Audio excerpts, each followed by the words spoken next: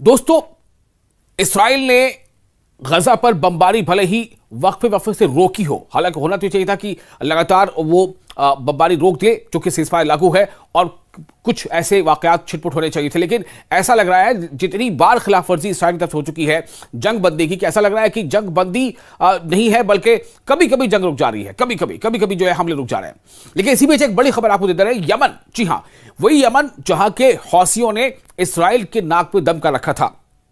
ठीक है कि यमन की ताकत इसराइल की ताकत की जैसी नहीं है, लेकिन जो यमन के लोगों का जज्बा है, जो ईमानियात का जज्बा है, जो हक के साथ खड़े रहने का जज्बा है, उसमें इसराइल से वो 10 गुना ज्यादा है। जो मजलूमों और बेबसों का साथ देने का जज्बा है, जो जालिमों का हाथ पकड़ने का जज्बा है, उसमें वो इसराइल से 10 गुना से भी ज्यादा है। अब एक खबर आ रही है कि यमन की जो तहरीक अंसारुल्लाह के कायद हैं अब्दुल मलिक हौसी, जो उनके लीडर हैं अब्दुल मलिक अल हौसी, कौन है ये यमन की जो तहरीक अंसारुल्लाह नाम की एक तहरीक है वहां पर, तो अंसारुल्लाह तहरीक के कायद अब्दुल मलिक अल हौसी, जिनका यमन के एक बड़े एरिया पर कब्जा है, यानी कि वहां पर उनकी वो काबिज है के लिए, या वहां पर उनकी हुक्मरानी है। तो अंसारुल्लाह के कायद उनके जेर कंट्रोल में है यमन का एक बड़ा काफी बड़ा हिस्सा।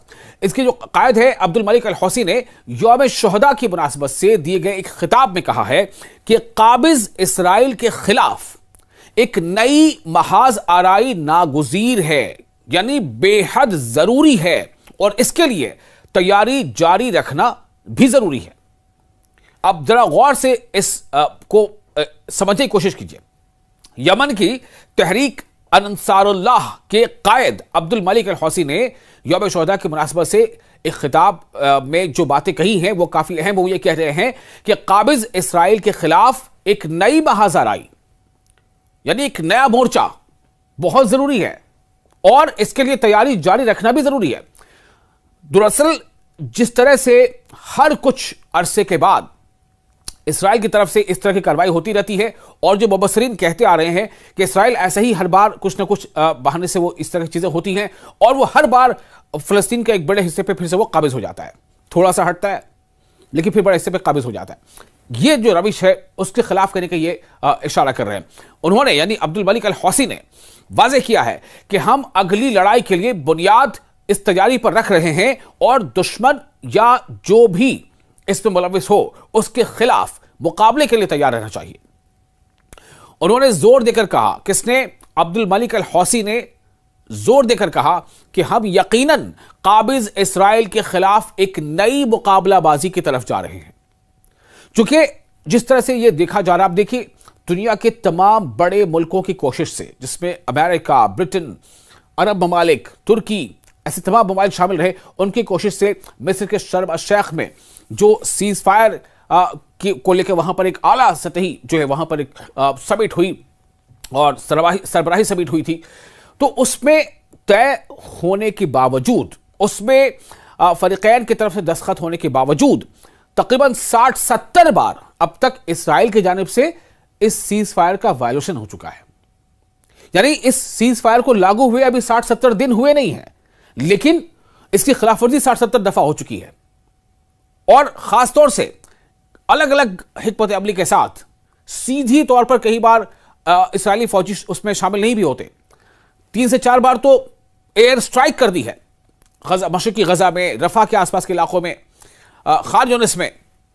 तो इसीलिए कहीं ना कहीं जो यमन के जो हौसी कायद हैं मलिक अल हौसी, उनका यह कहना है, वो कह रहे हैं कि यमनी कायद ने कहा कि खित्ते का इस्तेहकाम, यानी उसकी जो स्टेबिलिटी है इस पूरे रीजन की, उसकी सलामती और उसका अमन मुमकिन नहीं है जब तक काबिज इसराइल फलस्तीन पर काबिज है, जब तक इसराइल फलस्तीन पर काबिज है।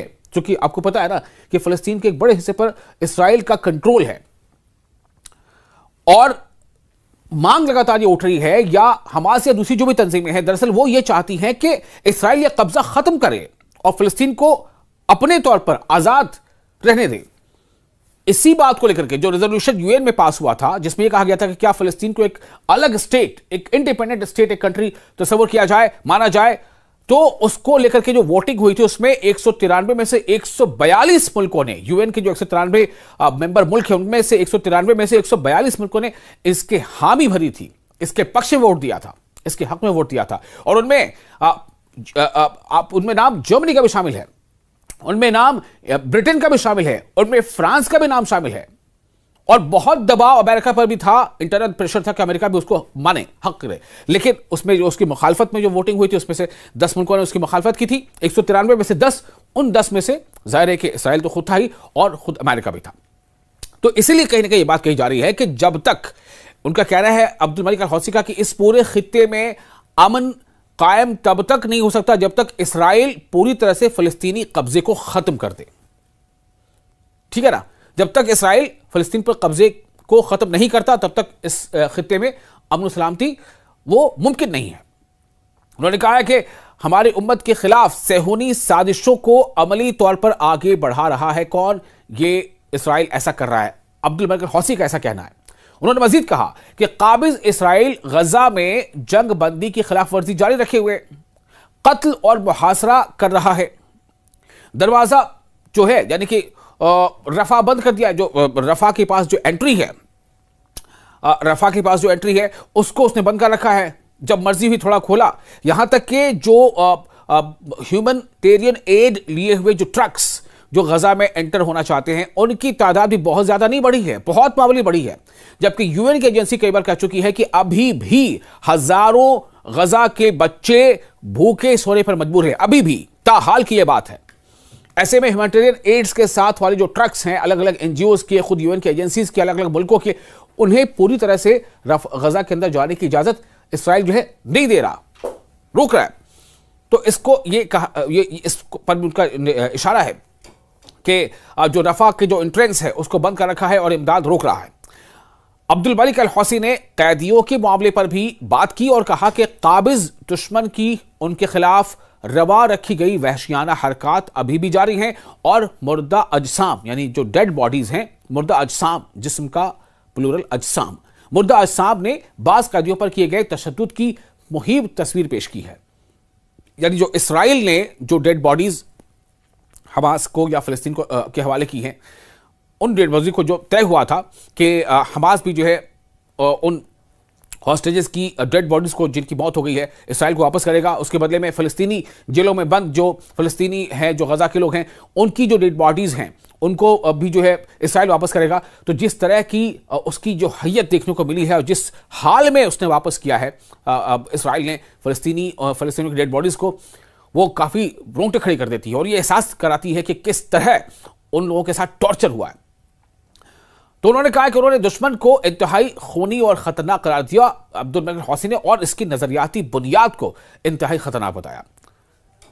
अब्दुल मलिक अल हौसी ने लेबनान के हवाले से कहा कि मज़ाहमत के हाथ से हथियार छीनने की कोशिशें हो रही हैं जो लेबनान को जारहियत के खिलाफ महफूज रखती है, और खबरदार किया कि दुश्मन खित्ते में जो कुछ हो रहा है उसे तेल, गैस और पानी से मुतालिक इक्तिसादी मफादात के साथ जोड़ने की कोशिश कर रहा है।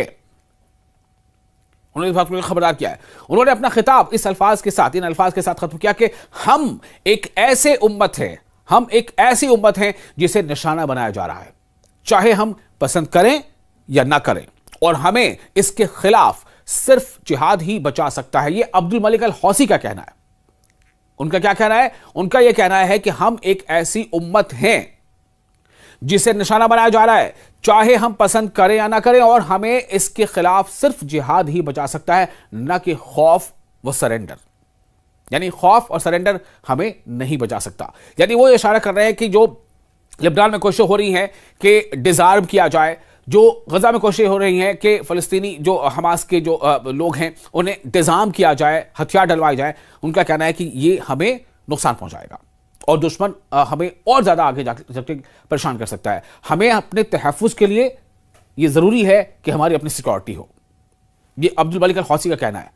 अब इस बयान का क्या आगे मतलब निकल सकता है, इस बयान पर क्या रिएक्शन इसराइल का देखने सुनने को आ सकता है, या इस बयान के बाद खुद ये तमाम जो ममालिक हैं, सीरिया, लेबनान, फ़लस्तीन या आसपास के और दूसरे ममालिक, उर्दन, इनके जो सरबराह हैं वो क्या बयान देते हैं, वो इससे कितने मुत्तफ़िक़ हैं या नहीं है, क्या उनके रद्दमल आते हैं, इस पर हमारी नज़र रहेगी। और इस खित्ते से जुड़ी तमाम ऐसी खबरें हम आप तक पहुँचाते रहेंगे। आप देख रहे हैं न्यूज़ 18 का सोशल मीडिया प्लेटफॉर्म। आप अपनी राय हमें कॉमेंट बॉक्स में शेयर कर सकते हैं।